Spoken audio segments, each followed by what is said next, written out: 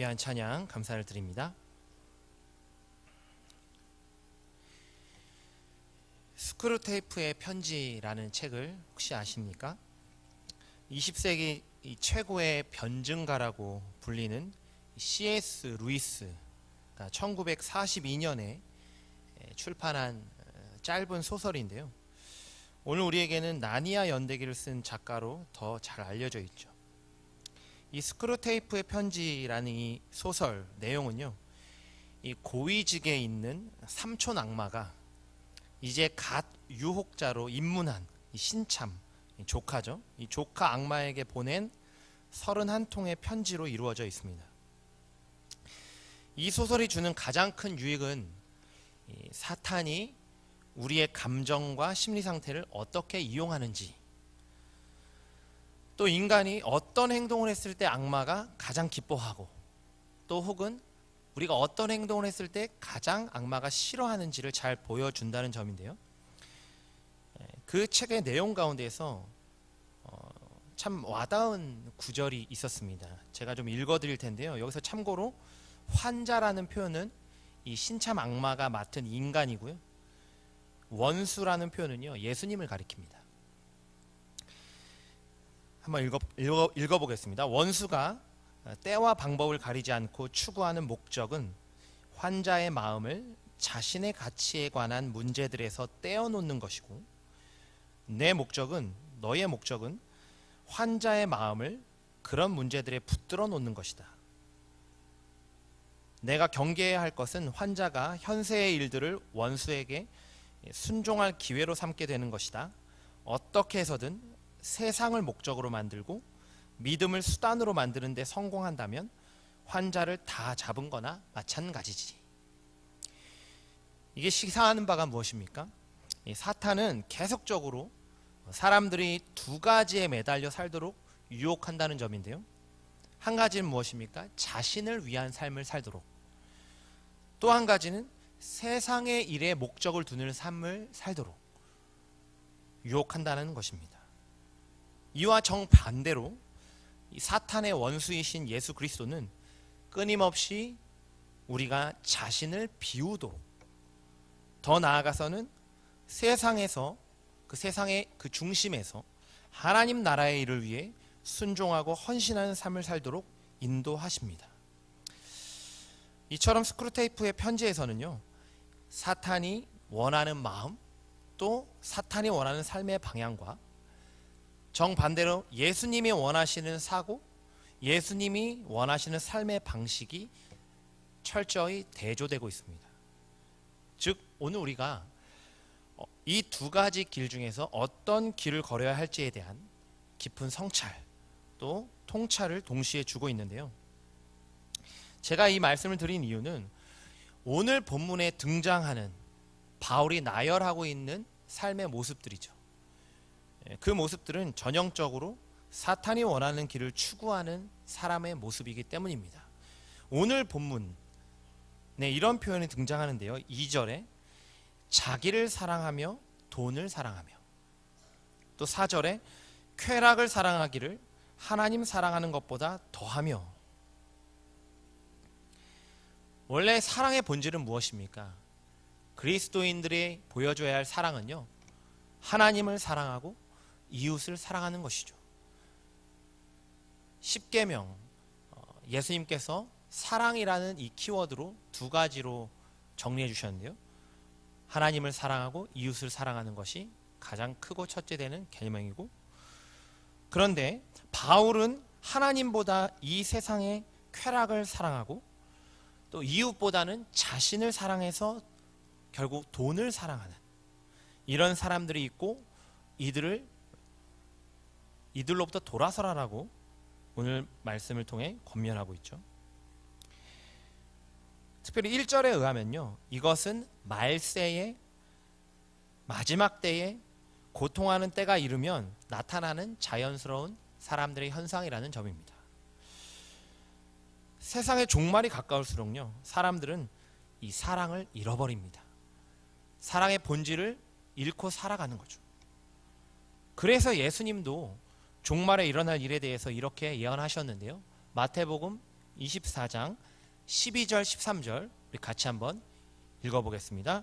불법이 성함으로 많은 사람의 사랑이 식어지리라. 그러나 끝까지 견디는 자는 구원을 얻으리라.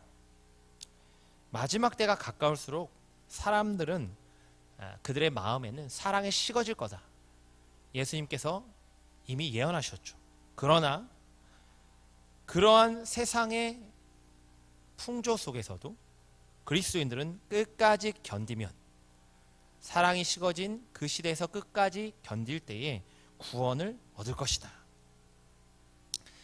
그렇다면 예수님께서 끝까지 그러한 사랑이 식어진 시대에서 그리스도인들이 어떻게 견뎌야 하는지, 견디면 구원을 받을 것이다 라고 말씀하셨는데, 그럼 사랑이 식어진 시대에 우리 그리스도인들은 어떻게 그 시대를 견뎌야 할지, 이것에 대한 지혜를요 베드로가 말씀하고 있는데요. 그리스도인이 말세를 어떻게 견디는가?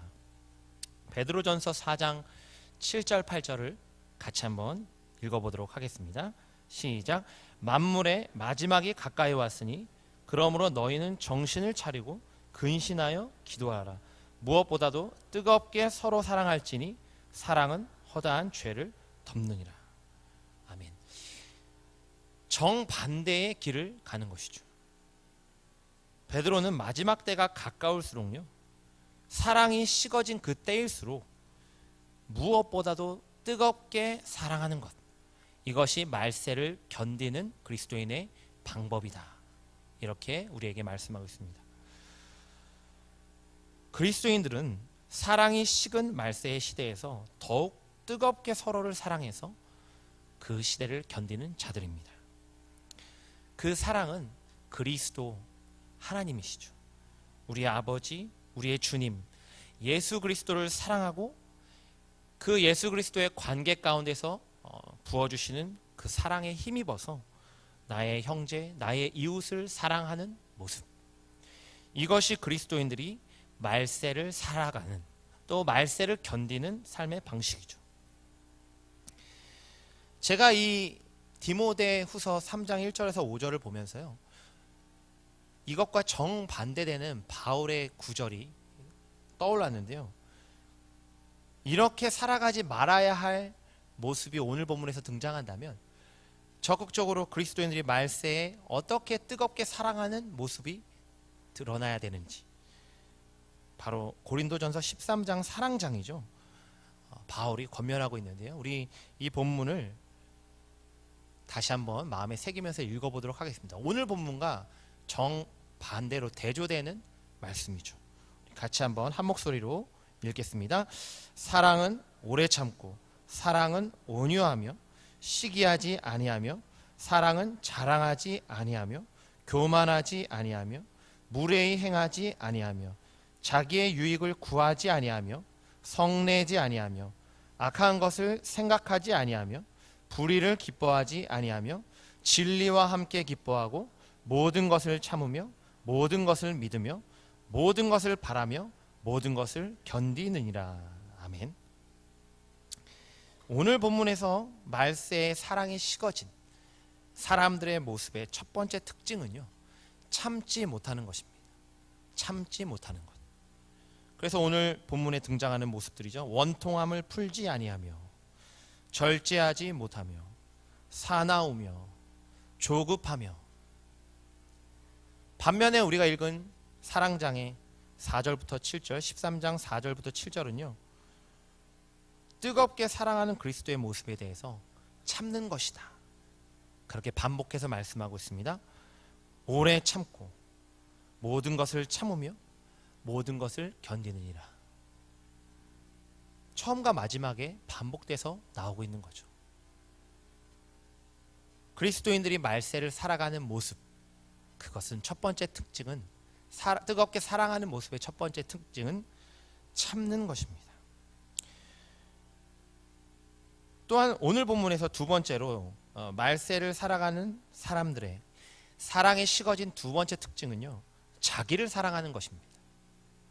그래서 오늘 본문에 돈을 사랑하며, 자기를 사랑하니까 자기에게 필요한 돈을 사랑하게 되는 거고요, 자랑하며 교만하며 하나님보다 세상의 쾌락을 사랑한다. 이것이 다 자기를 사랑하기 때문에 벌어지는 일들입니다. 반면에 우리가 읽은 사랑장에서 이와 정반대로 뜨겁게 사랑하는 그리스도의 모습은 무엇입니까? 자기의 유익을 구하지 아니하며. 우리가 자기의 유익을 완전히 구하지 않을 수는 없겠죠. 그러나 이 사랑장에서의 의미는 무엇인가? 자기의 유익을 구하는 이 일을 참는 것입니다. 그렇기 때문에 자기의 유익을 구하지 않고 자기의 유익을 구하는 것을 참는 사람은요, 자랑하지 아니하며 교만하지 아니하며 이러한 특징을 갖게 되는 것이죠.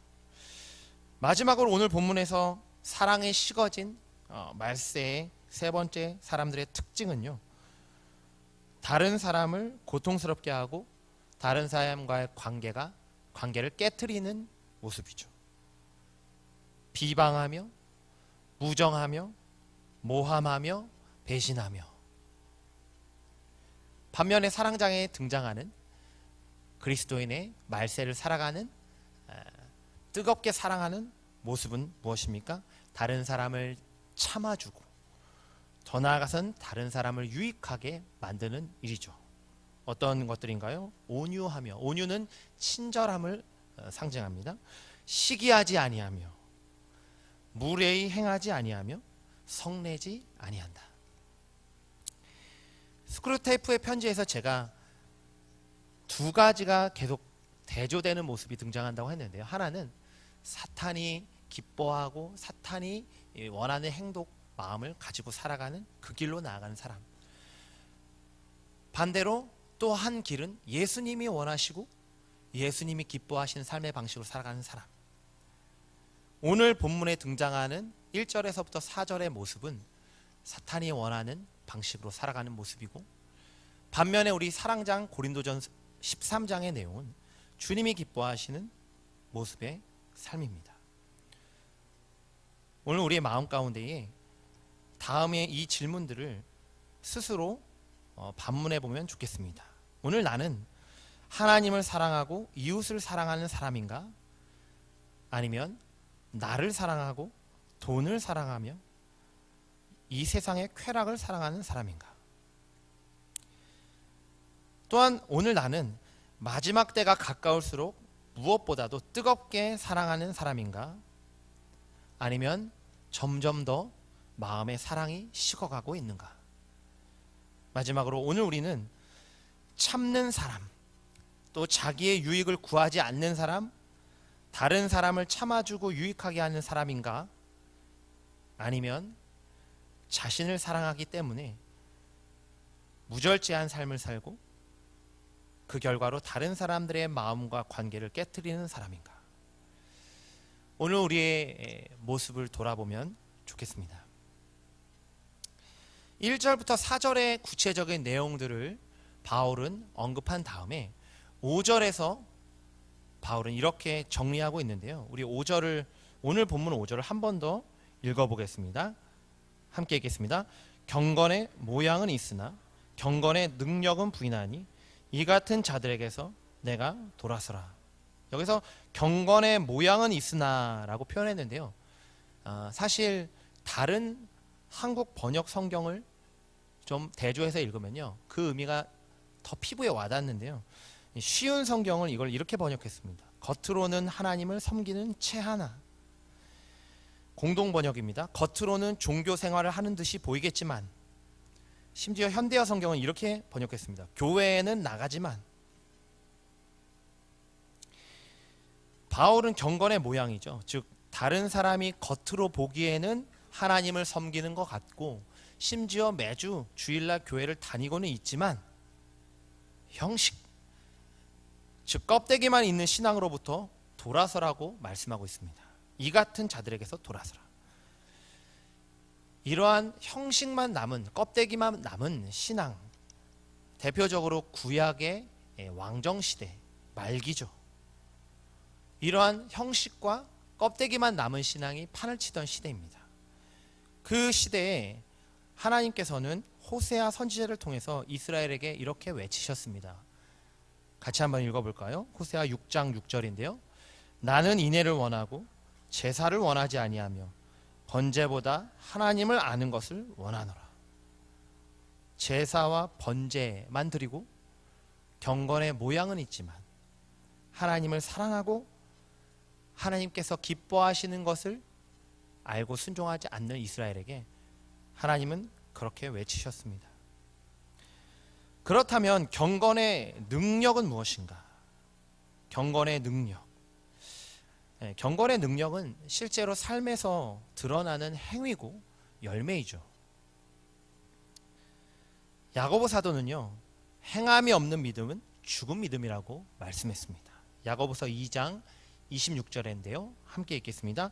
영혼 없는 몸이 죽은 것 같이 행함이 없는 믿음은 죽은 것이니라. 또한 바울은 갈라디아서 5장 22절 23절에서요. 이것을 성령의 열매로 설명하고 있습니다. 성령의 9가지 열매가 우리의 삶 가운데서 드러나야 함을 강조하는데요. 우리 이 성령의 9가지 열매는 다 외워야 되죠. 우리 같이 한번 마음에 새기면서 읽겠습니다. 오직 성령의 열매는 사랑과 희락과 화평과 오래 참음과 자비와 양선과 충성과 온유와 절제니 이 같은 것을 금지할 법이 없느니라. 바울은 신앙생활이 형식 또 의식에서 머물지 않고 더 나아가서 그에 합당한 열매가 드러나야 하고 그러한 성령의 열매가 맺히는 삶의 모습을 통해서 그 영향력이 능력으로 나타나야 한다고 권면하고 있습니다. 그렇기 때문에 마지막 이렇게 말씀하는 거죠. 이 같은 자들에게서 내가 돌아서라. 이 같은 자들에게서 내가 돌아서라. 이 돌아서라라고 번역한 이 단어의 원어의 의미는요, 원래는 시선을 돌리다, 피하다 라는 뜻입니다. 그래서 영어 성경은 대부분 avoid, 피하다라는 뜻이죠. avoid로 번역했고 우리말 대다수의 한글 번역은요, 멀리하라라고 번역했습니다. 멀리하라. 어떤 사람들에게서부터 어떤 사람들을 피하고 멀리해야 합니까? 1절부터 4절에 등장하는 내용이죠. 하나님보다 자신을 사랑하고 하나님보다 세상의 쾌락을 쫓는 사람, 이웃보다는 자기 자신을 사랑하는 사람, 이러한 사람을 피하라, 멀리하라. 또한 경건의 모양은 있으나 경건의 능력을 부인하는 사람, 무엇입니까? 교회는 다니지만 신앙생활은 한다고 하지만 형식적이고 삶의 열매가 없는 사람, 성령의 열매가 맺히지 않는 사람. 바울은 이러한 성도가 되지 말아야 함과 동시에 주변에 그러한 교인이 있거나 그런 사람이 있다면 피하고 멀리하라라고 권면하고 있습니다. 제가 이 부분, 경건의 모양은 있으나 경건의 능력을 부인하는 자, 이 말씀을 묵상하면서 예전의 기억이 떠올랐는데요. 제가 여기 사역자로 오기 이전에 아버지 교회에서 청년부를 할 때 일이었습니다. 아버지 교회는 이제 순이 아니라 청년교구가 목장이었는데요. 제가 이제 그 목장의 리더인 목자였죠. 이제 그 목자의 이제 양들이 목원이라고 하는데, 당시 저는 이 목원들이 연락도 없이 교회에 나오지 않거나 또 교회에서 맡고 있는 여러 봉사들이 있잖아요. 찬양팀, 교사, 이런 거를 불성실하게 하면요, 먼저 이런 생각부터 드는 거였어요. 어떻게 주일날 말도 없이 안 나올 수가 있지? 하나님의 일을 어떻게 저렇게 불성실하게 할 수 있지?